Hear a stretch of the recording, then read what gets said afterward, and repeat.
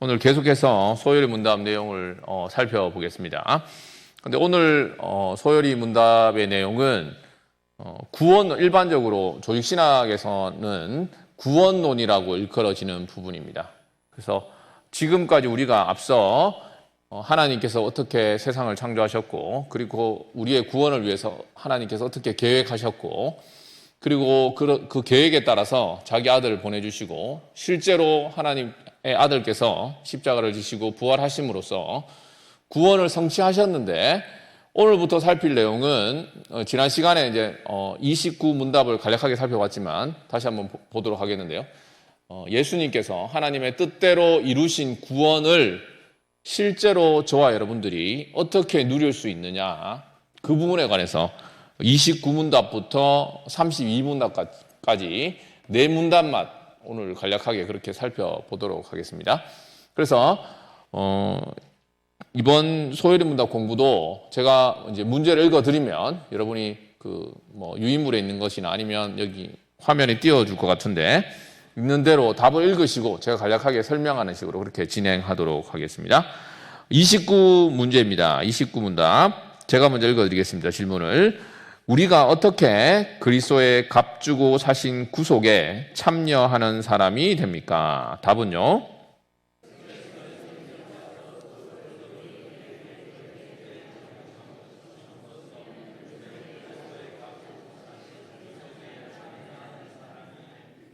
예, 답에는 어떻게 되어 있냐면 성령께서 그리스도께서 성취하신 구속을 우리에게, 저와 여러분에게 적용해 주심으로써 그렇게 그 구원에, 큰 영광스러운 구속과 구원에 참여하는 자가 된다, 이렇게 말씀해 주고 있습니다.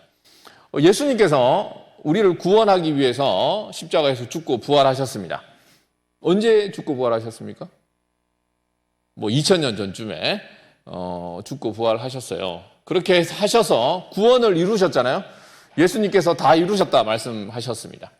그런데 그 구원을 실제로 우리가 누리는 그때는 언제입니까? 저와 여러분이 구원을 누리는 때는 2000년 전에 저와 여러분이 누리는 게 아니잖아요. 예수님께서 이루신 구원을 우리가 어떻게 하나님과의 관계가 회복되고 하나님께서 주신 복을 누리고 하나님을 기쁘게 예배하고 그분을 찬양하며 그분께 순종하는 그런 복된 삶이 바로 구원인데, 그걸 언제 누릴 수가 있습니까? 지금 누릴 수가 있는데, 저와 여러분이 죄인이 예수 그리스도를 믿을 때 우리가 얻을 수 있잖아요. 예수님께서 만약에 예를 들어 사탕, 간략하게 어린날이니까 사탕 얘기를 해보면, 만약에 누가, 아니면 우리 부모님들이, 여기는 다 어른들이니까 하여튼 사탕을 샀어요. 사탕을 샀는데 그 사탕을 우리가 맛보는 때가, 그러니까 그냥 단순히 그 사탕을 누가 사서 준다고 해서, 사서 여기 있다고 해서 우리가 그 사탕을 맛보고 그것을 경험할 수 있는 게 아니지 않습니까? 우리가 그것을 까서 우리 입에 넣을 때 실제로 우리가 그 사탕 맛을 알고, 맛있구나, 달구나, 이렇게 아는 것처럼 실제로 예수님께서 우리 죄인을 위해서 구속을 성취하셨지만 그것이 아직 우리가 예수 그리스도를 믿기 전에는 성경의 표현에 따르면 우리의 구원자이신 예수님과 하나가 되기까지는, 한 몸이 되기까지는, 연합하기까지는 실제로 우리는 그 구원을 누리지 못합니다. 그래서 하나님께서 성령을 보내주셔서 예수님께 성취하신 구원을 저와 여러분들에게 적용해 주셔요. 그러니까 우리 것이 되도록, 누릴 수 있도록 실제로 우리 것이 되도록 해주시는 것을 29문답에서 얘기하고 있습니다. 어떻게 구원에 참여하게 되느냐?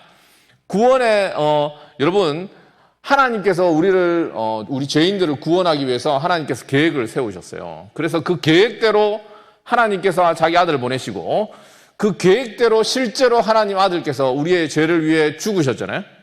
죽으셨는데 그뿐만 아니라 그 이루신 구원을 우리 것이 되게 하기 위해서 성령을 보내주셔서 성령께서 그 구원을 우리에게 적용해 주신다. 이렇게 이제 이 29문답에서 말씀해 주고 있습니다. 그래서 여기 보면 제가 이제 성경 구절을 몇 구절 소개해 드렸는데 성경 구절 한 구절만 한번 읽어보도록 하겠습니다. 요한복음 3장 5절에서 6절 한 구절만 읽어보도록 하겠습니다. 같이 읽겠습니다. 예수께서 대답하시되 진실로 진실로 내게 이르노니 사람이 물과 성령으로 나지 아니하면 하나님의 나라에 들어갈 수 없느니라.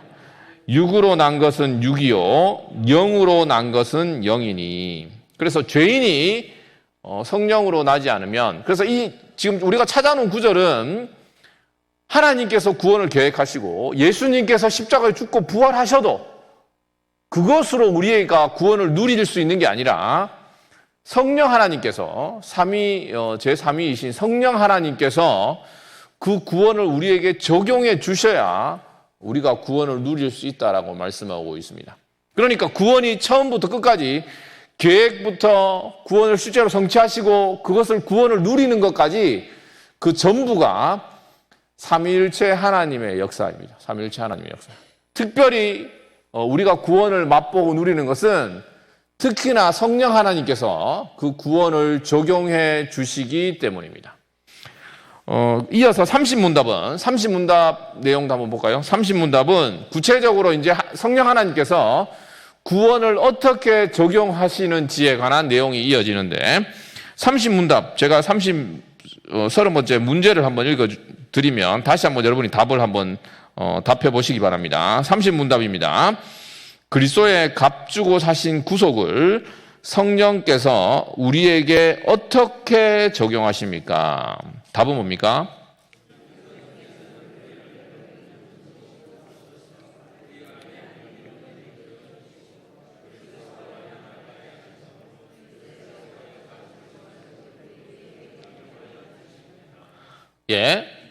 그리스도께서 이루신 구원을 우리 것으로 삼고 우리가 누리기 위해서, 우리가 실제로 맛보고 경험하기 위해서 말이죠. 우리는 예수 그리스도를 믿어야 합니다. 예수 그리스도를 믿어야 하고, 예수 그리스도를 믿고 그리스도와 하나가 될 때 그리스도께서 이루신 모든 것이 저와 여러분의 것이 됩니다.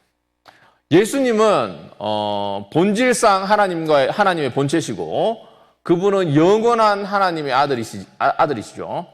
저와 여러분들은 아니죠. 저와 여러분들은 믿을 때 하나님의 자녀가 됩니다. 그 일을 바로 성령 하나님께서 하세요. 성령 하나님께서 하시는데, 지금 30번째 문답을 보면 성령 하나님께서 그 구속을, 그리스도께 성취하신 구원을 어떻게 죄인인 저와 여러분들에게 적용하시느냐, 그 적용에 대한 내용을 간략하게 설명하는데 크게 세 가지로 설명을 합니다. 세 가지 방식으로.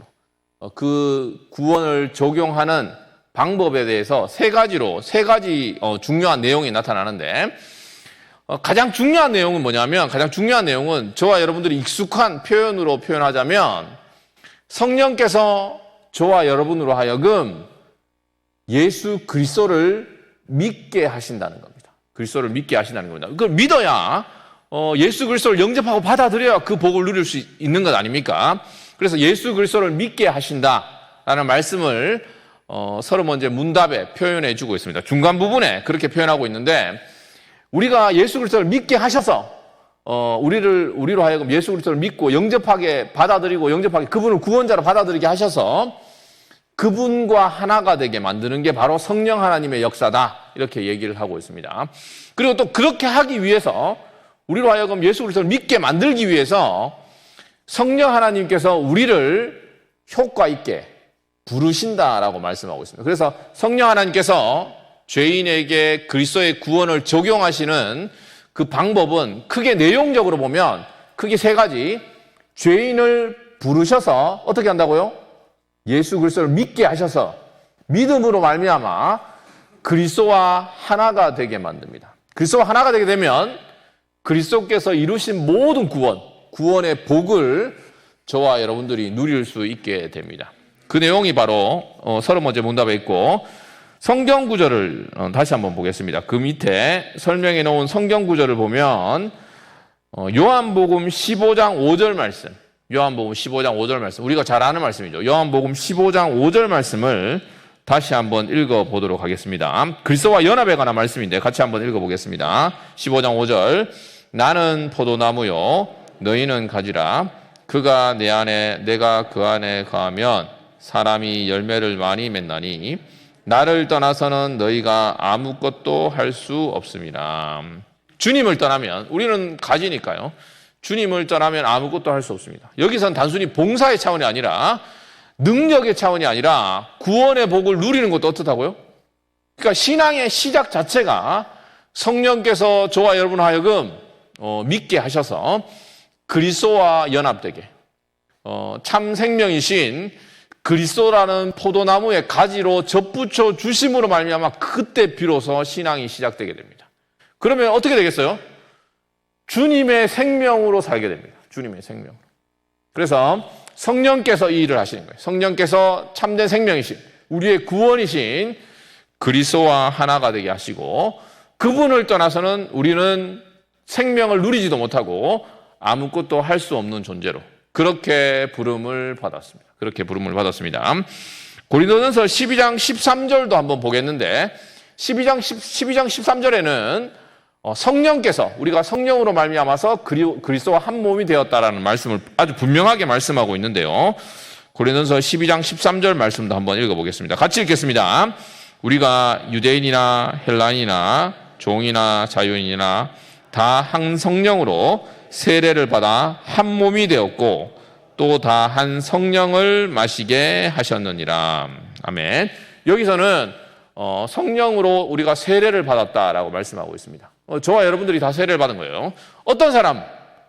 예수 그리스도를 믿은 사람은 이미 다 성령으로 세례를 받았기 때문에 예수 그리스도를 아는 거예요. 예수 그리스도를 아는 거예요. 그래서 우리가 예수 그리스도를 참으로 믿는다면 우리는 성령으로 세례를 받아 그분과 한 몸이 되었고 여러분들은 성령으로 한 성령 그리고 한 주 그리스도를 믿는 사람이기 때문에 한 지체고 오늘 담임 목사님께 말씀하신 것처럼 한 형제 자매가 된 거죠.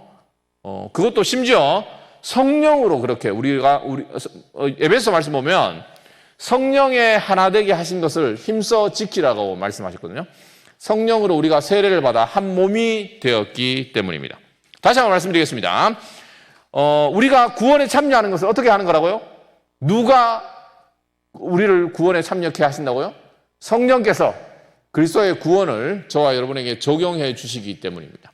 적용이라는 말이 사실 쉬운 말은 아닌데 적용이라는 말을 성경적으로 풀면 성령께서 우리를 부르셔서 예수 그리스도를 믿게 하시고 예수 그리스도와 한 몸이 되게 하시는 것, 그게 바로 성령께서 그리스도께서 성취하신 구원을 우리에게 적용하시는 것이다. 이렇게 말씀할 수 있겠습니다. 이제 하나씩 살펴보도록 하겠습니다. 성령께서 구원을 적용하시는 내용을 하나씩 살펴보도록 하겠는데 31번째 문답, 31번째 문답 제가 물음을 읽겠습니다. 제가 먼저 물음을 읽습니다. 효력 있는 부르심이 무엇입니까? 답은요.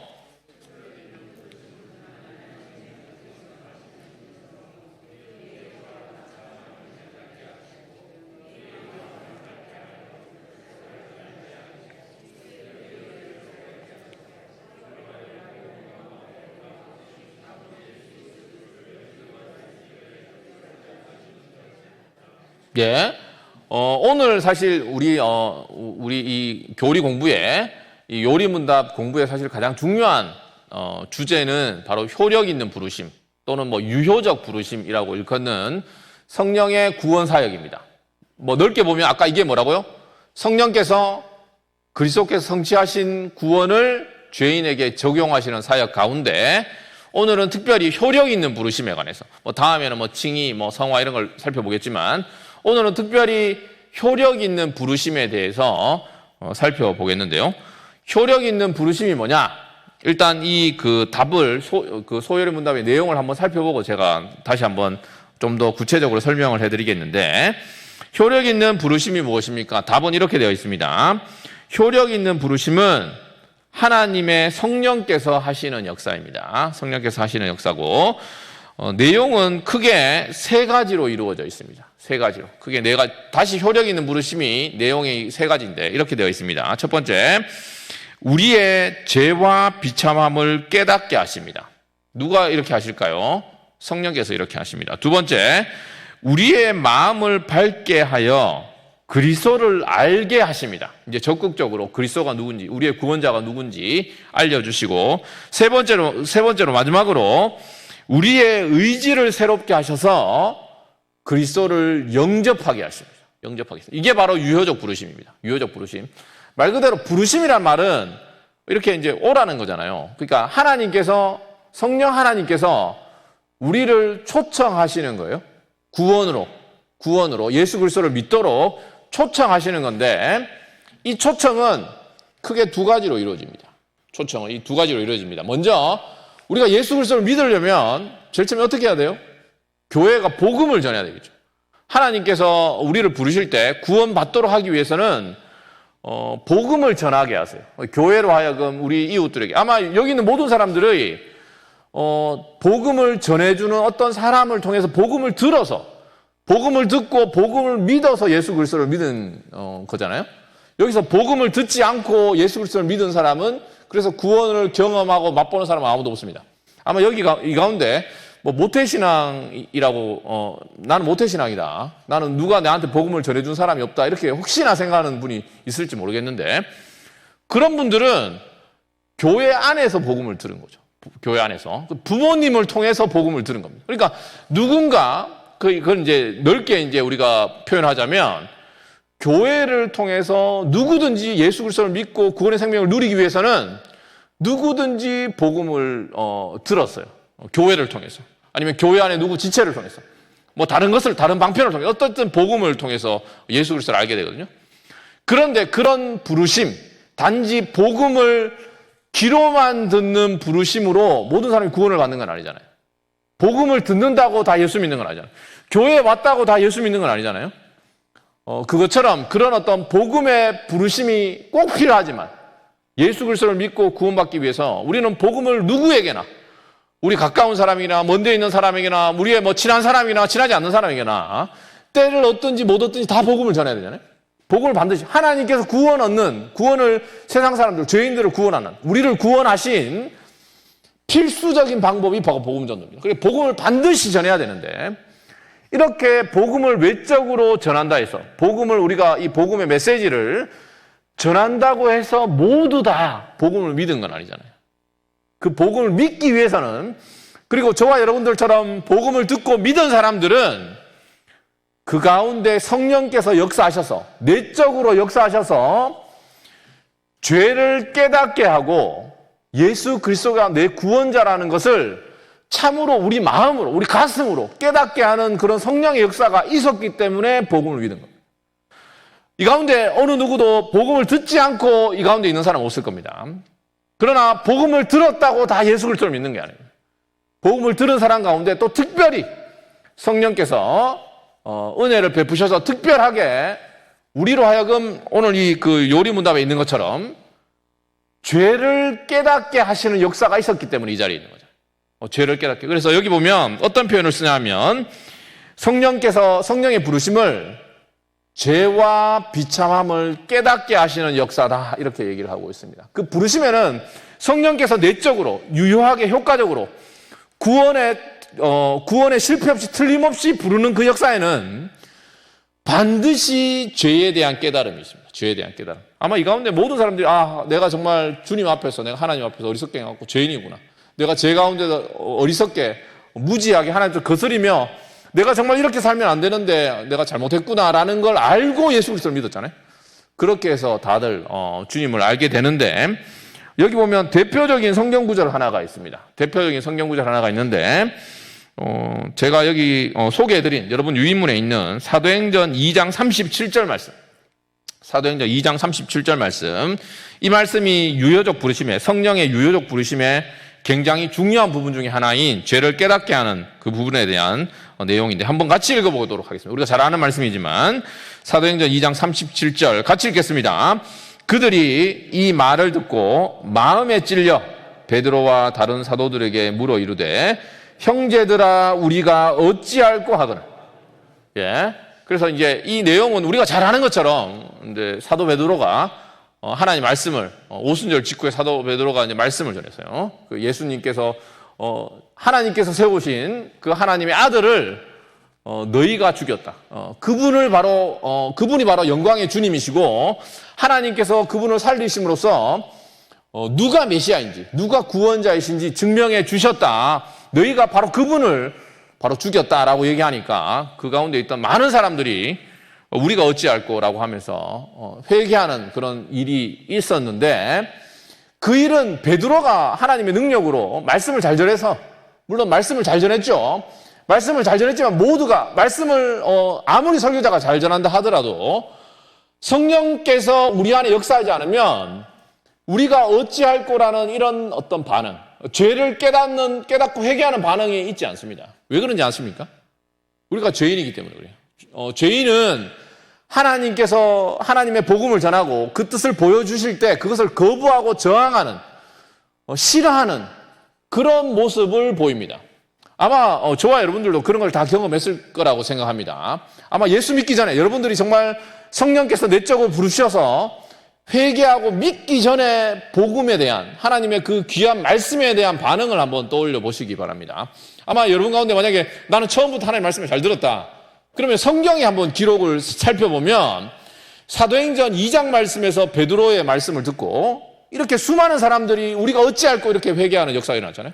성령에 충만해서 베드로가 말씀을 전했고 성령께서 그 당시에 많은 사람들의 마음을 감동해서 죄를 깨닫게 해서 이렇게 회개하게 만들었습니다. 그런데 놀랍게도 사도행전 7장에 보면 스데반의 설교가 나오거든요. 스데반의 설교. 스데반의 설교에도 그 사도행전 7장의 말씀을 읽어보면 베드로와 표현은 다르지만 똑같이 예수 그리스도를 전하고 바로 너희가, 그리고 너희 조상이 예수 그리스도를 예언한 선지자들을 잡아 죽였고 너희가 그 후손으로서 예고된 바로 그 의인, 구원자를 잡아 죽였다라고 했을 때 사람들이 어떻게 했는지 아십니까? 회개한 게 아니고 돌을 들어서 스데반을 쳐 죽였어요. 그게 그러면 사도행전 2장의 사람들은 착해서 그렇고 사도행전 7장의 사람들은 악해서 그런 게 아니라 우리는 본성상 죄인이고 하나님의 말씀을 거부하고 복음을 거부하는, 바울이 말한 것처럼 로마서 말씀에 따르면 육신에 속한 자는 영적인 일을 알지 못합니다. 하나님과 원수가 되고 하나님을 거부하고 복음의 영광스러움을 알지 못하기 때문에 성령의 이런 유효한 부르심이 구원받기 위해서는 반드시 필요한 거예요. 반드시. 그 얘기를 하고 있습니다. 그래서 성령의 부르심에는, 내적 부르심에는 첫 번째는 뭐가 필수적으로 필요하다? 죄를 깨닫게 하는 일이 반드시 필요하다.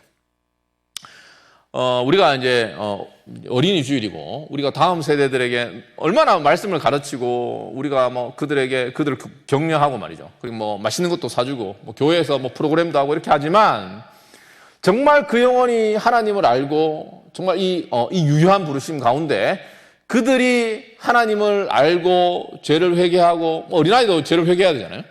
죄를 회개하고 주님을 알기 위해서는 우리가 정말 최선을 다해서 좋은 것으로 그들에게 가르치고 하나님의 진리를 바르게 가르쳐야 되지만 성령 하나님의 역사가 필요합니다. 필수적입니다.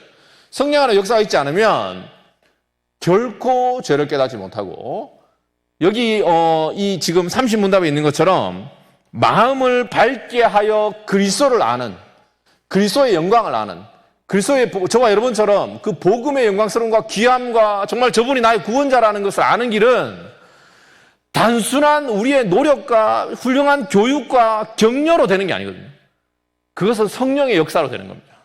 이 믿음이 필요합니다. 그래서 성령께서 어린아이들뿐만 아니라 모든 사람들이 허물과 죄로 죽었고 우리가 거듭나야 한다라고 얘기를 하고 있어요. 그러니까 우리에게는 우리가 정말 성실하게 말씀도 전해야 되지만 우리와 마찬가지로 은혜를 경험하고 우리가 다음 세대를 위해서 정말 기도해야 됩니다. 하나님의 은혜를, 성령께서 바람과 같이 주권적인 그 하나님께서 임의로 부시는 하나님의 선하신 뜻 가운데 자비 가운데 죄인을 구원하시기 기뻐하시는 그분께서 우리 다음 세대도, 우리 이웃들도, 우리 가족들도 그 마음에 역사하셔서 이 그 요리문답 30에 있는 것처럼 정말 죄를 깨닫게 해주시고 그 복음의 영광스러움을 보게 해주시고, 그리고 여기 더 나아가서 세 번째로 의지를 새롭게 하셔서 우리로 하여금 복음 가운데 값없이 주시는 예수 그리스도를 영접하게 해주시는 그 역사, 우리가 경험한 그 역사, 우리가 잘나서, 우리가 똑똑해서, 우리가 의지가 사실은 더 착해서 예수 그리스도를 영접한 게 아니고, 성령께서 우리를 유하게 부르셨기 때문에, 그렇게 역사하셨기 때문에, 우리의 의지를 부드럽게 만드셨기 때문에 우리가 주님을 영접하신 것임을 잊지 마시고 주님께 감사드려야 되겠습니다. 성경 구절 한 구절을 더 보도록 하겠습니다. 에스겔서 36장 26절 말씀입니다. 36장 26절 말씀. 의지의 변화와 관련된 성령의 부르심과 관련된 내용인데요. 에스겔서 36장 26절 같이 한번 읽어보도록 하겠습니다. 또 새 영을 너희 속에 두고 새 마음을 너희에게 주되 너희 육신에서 굳은 마음을 제거하고 부드러운 마음을 줄 것이며, 우리가 예수 그리스도를 믿은 것은 하나님께서 성령으로 우리에게 부드러운 마음을 주셨기 때문입니다. 성령을 부어주셨기 때문이에요. 성령을 부어주셨기 때문에 주님이 너무 사랑스러운 거고, 그 복음이 너무 값지게 여겨지는 거고, 예수 그리스도를 영접하게 되는 겁니다. 예수 그리스도를 영접하게 되는 겁니다. 그 역사가 바로 뭐라고요? 유효한 부르심이라는 겁니다. 유효한 부르심. 이 부르심은 만약에 성령께서 하나님의 때에 하나님의 계획 가운데 역사하시면 반드시 하나님의 선하신 뜻을 이루시는 그런 복된 부르심입니다. 여기서 만약에 저와 여러분들이 그럼 내가 유효한 부르심을 받았는지 어떻게 아느냐? 어떻게 알 수 있을까요? 저와 여러분이 부르심을 받았는지 여기 나와 있으니까 여기 나와 있는 게 굉장히 중요한 증거라고 할 수 있겠죠. 유효한 부르심의 가장 분명한 증거는 회개하고 주님을 믿는 겁니다. 회개하고 주님을 믿고 주님을 사랑하는 거예요. 그러니까 세상 사람들은 주님을 사랑하지도 않고 특히나 십자가의 복음의 영광스러움을 알지 못하거든요. 근데 여기 나와 있는 이렇게 궂은 날씨에 우산이 없어 아직까지 비가 그치길 기다려서 여기 있는지 모르겠지만, 우리가 여기 나와서 복음을 듣고 정말 예수 그리스도를 믿고 신앙생활을 하는 가운데 정말 복음 때문에 기쁘다. 그 일은 성령께서 우리의 생각과 마음을, 의지를 바꾸어 주셨기 때문이라고요. 그렇지 않고는 그런 일은 절대 있을 수가 없어요. 절대 있을 수가 없습니다. 그러니까 만약 여러분들이 정말 내가 주님을 사랑하고 복음을 자랑스럽게 여긴다, 그러면 내가 이런 놀라운 예수 그리스도께 하나님께서 아들을 주신 것만큼 그만큼 놀라운 성령을 나에게 주셨구나 라는 확신을 가지셔도 돼요. 성령에서 그렇게 얘기하고 있으니까요. 마지막으로 32문답 한번 보겠습니다. 32문답 제가 문제를 읽어드리겠습니다. 32번째 문답 제가 읽겠습니다. 효력 있는 부르심을 받은 사람들이 이 생에서 무슨 유익을 얻습니까? 답은요?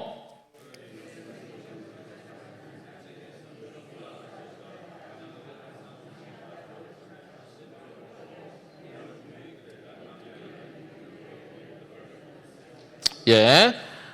32 그 문답은 효력 있는 부르심, 이런 성령의 내적인 부르심을 경험한 사람들이 이 땅에서 누리는 복, 유익. 그러니까 이 복은 뭐 특별한 사람을 얘기하는 게 아닙니다. 여기서 부르심은 뭐 목사로의 부르심, 뭐 선교사의 부르심 그런 게 아니고 하나님의 백성에게 모두에게 보편적으로 허락된 부르심이에요.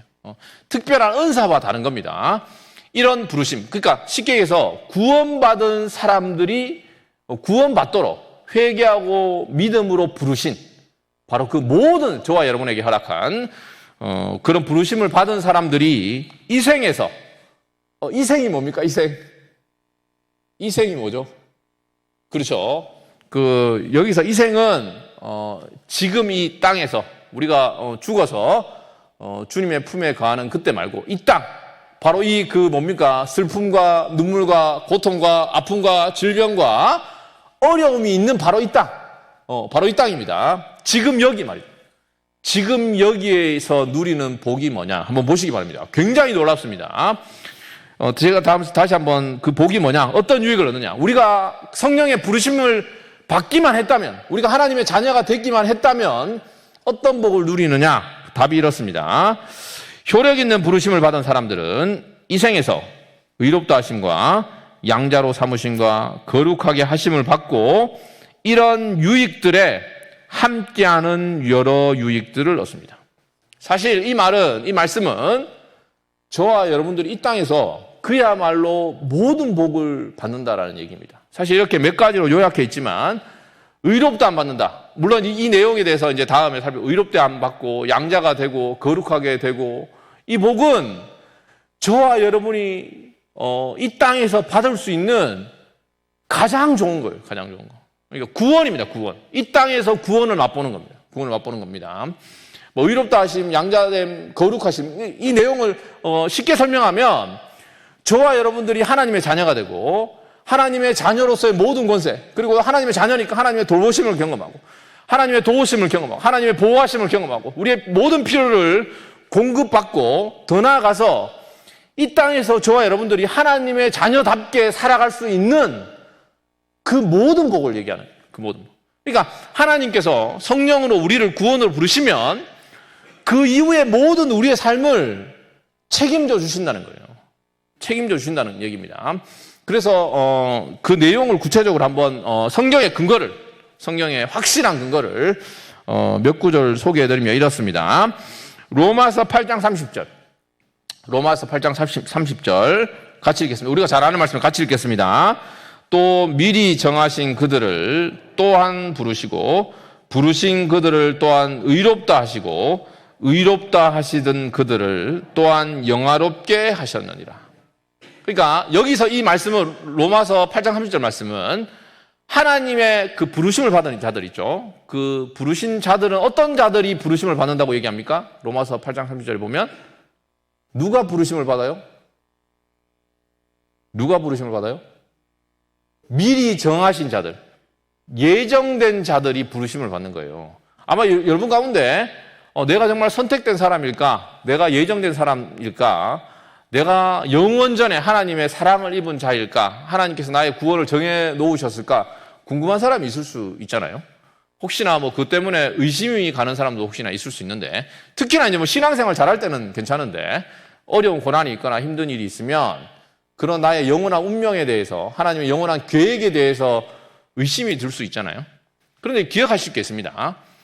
로마서 8장 30절 말씀에 분명한 말씀에 따르면 하나님께서 미리 정한 사람들을 어떻게 하십니까?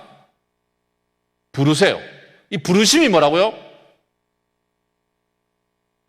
부르심의 내용이 뭐라고 했습니까? 죄를 깨닫게 하고 예수 그리스도를 알게 하셔서 예수 그리스도를 믿게 하는 그 역사가 바로 부르심입니다.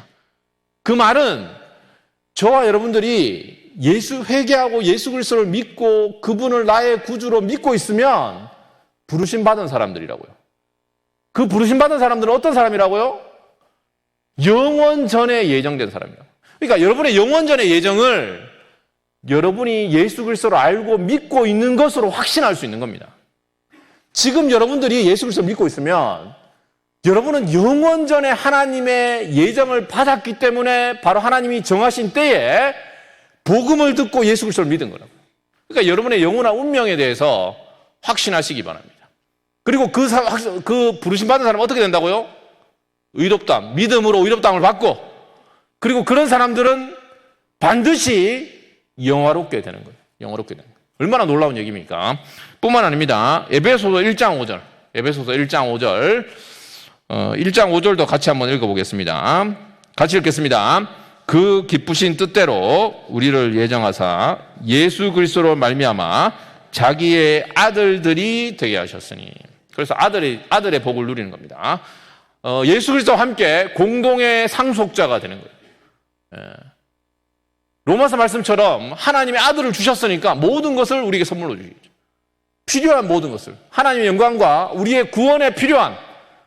그러니까 우리 신앙의 문제나 우리의 삶의 어려움은 뭐 누구나 공통적으로 고백하는 건데 하나님께서 우리에게 너에게 정말 이게 필요하다라고 생각하시는 것과 우리가 정말 원하고 필요한 것이 이제 일치하지 않을 때가 많기 때문에 어려움이 있는 거죠. 그러나 사실 하나님이 우리의 형편과 상황과 필요를 가장 잘 아실 거 아니에요.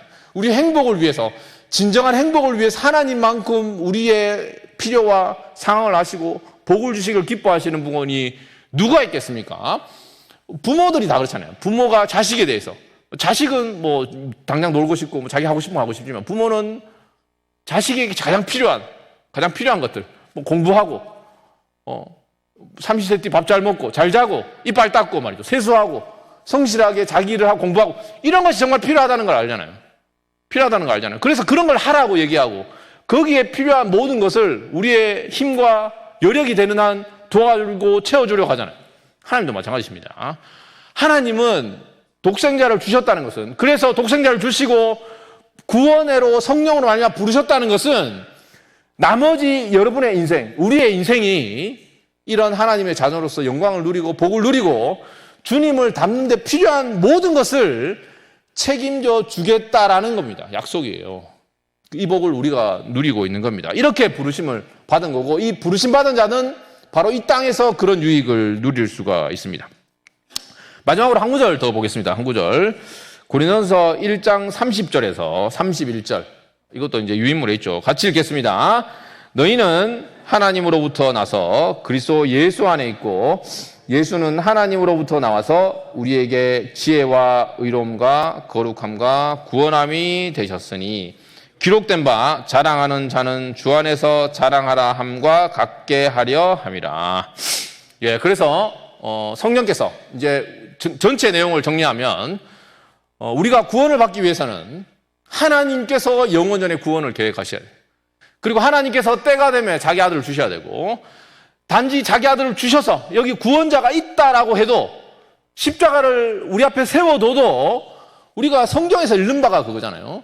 십자가를 봐도 우리가 부패했고 죄악되고 교만하고 이기적이고 그렇게 해서 십자가를 외면하고 예수 그리스도를 믿지 않아서 성령을 보내셔서 우리의 죄를 깨닫게 하시고 우리의 의지를 다듬으시고 만지시고 부드럽게 하셔서 그 영광스러운 주님을 믿게 하시고 주님과 하나 되게 하시는 겁니다. 그러면 여기 있는 고린도서 1장 30절 말씀처럼 그리스도께서 우리의 지혜와 의로움과 거룩함과 구원함과 모든 것이 되어주시는 겁니다. 하나님께서 우리의 하나님이 되어주시고 우리 아버지가 되어주셔서 우리의 삶의 모든 것을 채워주시는 겁니다. 그 하나님께 구하시기 바랍니다. 그 하나님이 우리의 모든 것이고 이 구원이 처음부터 끝까지 계획부터 성취부터 적용부터 완성까지 다 하나님께서 책임져 주실 것이라는 것을 믿으시기 바랍니다. 그래서 그 고린도서 1장 31절 말씀처럼 이 바울의 이 권면처럼 자랑하는 자는 주 안에서 자랑하고 주님만 자랑해야 되는 거예요. 교회에서 사실은 우리의 인간적인 그런 것들을 자랑할 게 아니라 그야말로 그 인간적인 모든 것, 우리의 수고와 그 모든 것이 사실 하나님 은혜고 그야말로 주님만 자랑하시는. 그래서 우리가 사실은 우리가 받은 구원을 정말 잘 이해하고 있는지, 정말 구원을 받은 자로서 구원의 영광스러움을 잘 알고 있다는 가장 중요한 시금석은 주님을 자랑하는 거예요. 주 앞에 겸손한 거예요. 이런 복된 구원을 허락하신 주님을 늘 찬양하시고 감사하시고 이 주님 앞에 우리의 모든 필요를 아뢰고 참으로 주님 안에서 이 힘들고 어려운 세상 가운데 기뻐하시고 감사하는 저와 여러분 됐으면